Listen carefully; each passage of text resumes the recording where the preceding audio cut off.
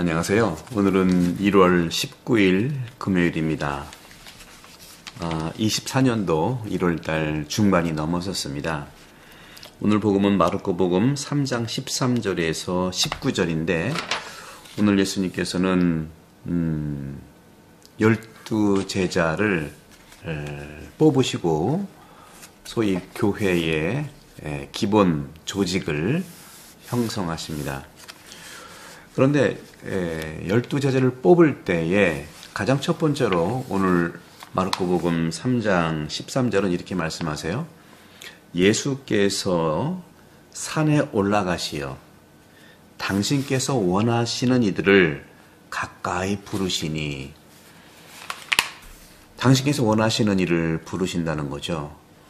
아무나 이렇게 대하는 게 아니고요. 당신께서 원하시는 자가 누군지를 보려면 다른 공간 복음에서도 세 가지 동사가 중요해요. 두루 다니시면서 자세히 보시고, 이게 성찰과 식별의 가장 예수님의 기본 태도지 않겠는가. 자세히 보지 않고는 모릅니다. 그리고 두루 다니지 않고서는 모르는 거죠. 얼마 전에 어떤 책, 교회를 풍자하는 그런 책이 있어요. 그래서 저자는 교회의 현대화에 대한 과장된 생각을 좀 조롱하는, 풍자하는 그런 그 소책자를 냈는데, 그걸 바로 5번째 복음이라는 책입니다. 이 책은 뭐 한국에는 없고요. 이제 외국에서 제가 이제 있을 때 본 거를 이제 나눠드리는 건데, 예수님께서 산에서 내려오셔서 오늘 말씀하신 것처럼 사람들이 직접 투표해서 12사도를 선출하는 모임을 주재하시는 장면으로 이제 내용이 드러나는데요. 우리도 역시 교회의 민주화에 대해 자주 이야기합니다. 그렇습니다. 남성들로 구성된 사회로서 교회, 12제자 전부 남성들이잖아요. 그죠? 하지만 하느님의 사랑, 다시 말하면 신성한 사랑이나 또 인간들, 지금 인간의 사랑, 두 개가 다 신비인데요. 이런 신비는 인간의 구조에만 국한될 수 없는 것은 분명합니다. 하느님의 선택이라고 하는 것은 권위적이거나 또 민주적 체제를 따르는 행정적 행위가 아닙니다. 그것을 부정하는 건 아니죠. 행정적 체제가 더 그것을 뛰어넘어야 된다는 말씀을 드리는 거예요.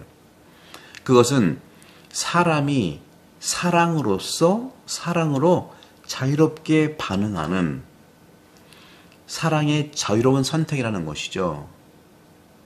사실 사랑에 기초한 결합이라는 게 어떤 걸까요? 바로 결혼이죠.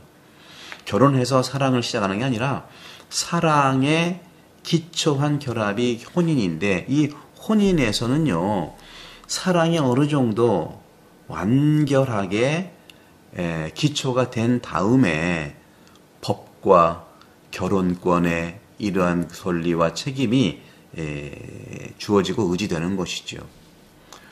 우리 교회 안에서는요, 카톨릭 교회 안에서는요, 오르도라고 하는 건데, 소위 서열이라고 하는 겁니다. 서열. 오르도라고 하는 것은 3개밖에 없어요. 주교직, 사제직, 부재직. 그 외에는 서열이 없어요. 그런데 이 사제직, 부재직, 주교직조차도 같은 직무에 대한 하느님의 부르심인데, 성소인데, 이 성소도 역시 그리스도의 사랑의 계시라는 거죠. 사랑으로 불렀다는 거죠. 이러한 정신으로 받아들여져야 된다는 것이죠. 다시 말하면 사랑은 법이 아니에요. 사랑은 완결된 후에 제도적 장치로 드러날 수 있다는 거죠. 예수님께서는 오늘 12를 제도화했습니다. 12. 어떤 사람들은 숫자 12에서 완전함을 나타내는 신성한 상징으로 보는데, 하지만 중요한 것은요, 숫자의 성경적인 기원입니다. 사도들은요, 12이죠. 이스라엘 12지파 부족도 마찬가지입니다. 그런 점에서 예수님께서는 자신이 바로 연결된 연결, 이것이 열둘이 중요하다는 것이죠. 자신이 연결된 거예요. 12지파도 하느님과 연결된 것이 그죠? 굉장히 중요한 부분. 마태복음 19장 28절입니다. 이렇게 12지파에는 이스라엘 전체 백성이 포함되어 있죠. 그리고 세상에 파견되는 모든 민족과 모든 인종에게 파견되고 실제로 성령 강림 후에 12사도가 알려진 모든 세계로 파견되어 나가는 것이죠. 이것이 교회입니다. 따라서 교회의 보편적인 사명이라고 하는 것은 우리가 사도신경 신조 신앙 고백에도 얘기를 하죠. 이게 이제 라틴 말로 우리가 이제 하수 이제 해봤기 때문에 그런 그 익숙한 부분들이 제가 이태리 말도 비슷한데 한번 제가 읽어보겠습니다. Credo la Chiesa una santa cattolica e apostolica. 나는 믿는데 교회라고 하는 것은요. 교회라고 하는 것은 가톨리카, 이것은 유니버설, 보편적이고 아포스톨리카, 사도로부터 이어오는 교회라는 것이죠. 보편성과 사도로부터 이어오는, 그래서 서품식 때 모든 사제, 주교님들이 안수하고 사제들이 안수하는 것은 바로 사도로부터 이어왔다는 걸 얘기하는 것이죠. 그런 점에서 하느님께서 사도적 사명을 위해서 사람들을 자유롭게 선택하시는 것이 누구에게나 불공평해 보인다면 그런 상황은 하느님께서 구원을 위해 모든 사람을 선택하신다는 사실로 균형을 이루는 겁니다. 인간적인 측면에서 비민주적인 것으로 보이지만 하느님과 연결되지 않은 열둘은 의미가 없어요. 예수와 연결되지 않은 12사도는 남성이다 뭐다 아무 관계 없는 거죠. 의미가 없는 겁니다. 처음부터 끝까지 모든 사람은, 그렇게 불리움을 받은 사람은 하느님의 특별한 사랑에, 예수님의 그 사랑에 모두 가까이 있다는 사람을 전제하거든요. 국회의원이라든가 행정가가 아니에요. 그런 점에서 오늘 주님께서 말씀하시는 이 12사도의 핵심적인 사명은 오늘 마르코복음 3장 14절이죠. 그들을 당신과 함께 지내게 하시고 그들을 파견하시고, 굉장히 중요해요. 그들과 함께 지내게 하시고 그들을 파견하시어 복음을 선포하게 하시며 마귀들을 쫓아내는 권한을 가지게 하시려는 것이었다. 이것이 굉장히 중요한 사명이에요. 한 오래된 우화인데요. 그 우화에 따르면 지도자가 뭐 대통령이고 왕이고 그렇죠. 옛날에는 왕이었고 지금 대통령이겠죠. 또 본당에서는 본당 신부고 도지사라든가 뭐 군수라든가 아니면 작은 공동체의 레지오의 탄장도 마찬가지예요. 어떤 지도자가 모든 시민들이 비를 막을 모자를 갖고 있지 않은 것 때문에 연민을 느꼈어요. 아유, 우리 국민들이, 우리 시민들이 비가 오는데 비를 피할 모자도 없구나 하고 그것을 정말 연민으로 걱정을 한 거예요. 그래서 그 왕은, 지도자는 이런 걱정을 장관에게 털어놓은 거예요. 그랬더니 장관은 이것을 가지고 행정관에게 이해한 거예요. 행정관들에게 이해를 한 거예요. 실무자들이죠. 또 행정관들은 경찰에 또 신고를 한 거예요. 어떻게 됐습니까? 경찰은 모자를 쓰고 다니지 않는 모든 걸어 다니는 사람들을 체포했어요. 어떻게 된 건가요? 그래서 황제에게 즉각적으로 그렇게 했다는 사실을 알린 거예요. 도대체 뭡니까 이게?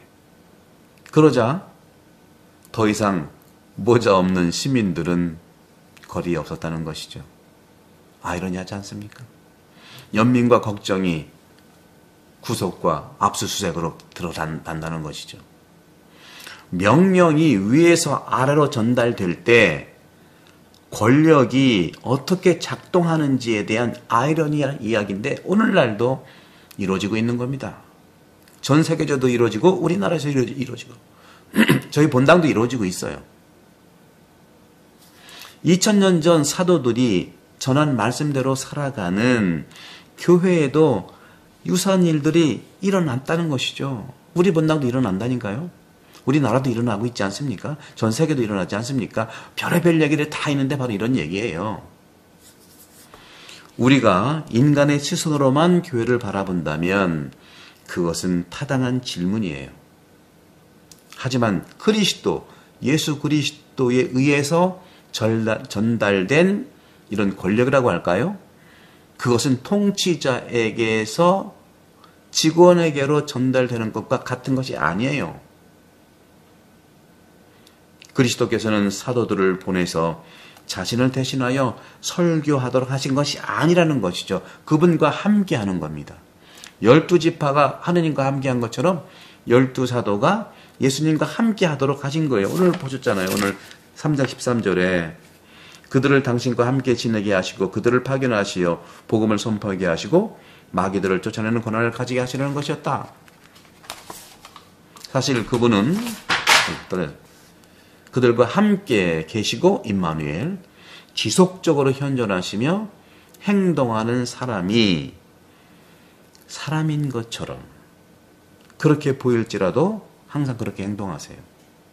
하지만 이 사람들의 능력은 그들이 그리스도의 신비체의 지체라는 사실에 정말 오직 달려있도록 할 때 이런 아이러니 없어질 것입니다.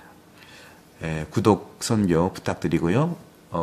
요즘에 저도 분석을 해보면 또 구독자들이 좀 줄은 것 같아요. 여러분들 다시 한번 부탁드리면서 이 복음 선포는 구독이다. 그런 차원에서 다시 한번 부탁을 드리고 구독, 좋아요, 알림 설정은 사랑입니다. 성부와 성자와 성령께서는 여러분 모두를 강복합니다. 감사합니다.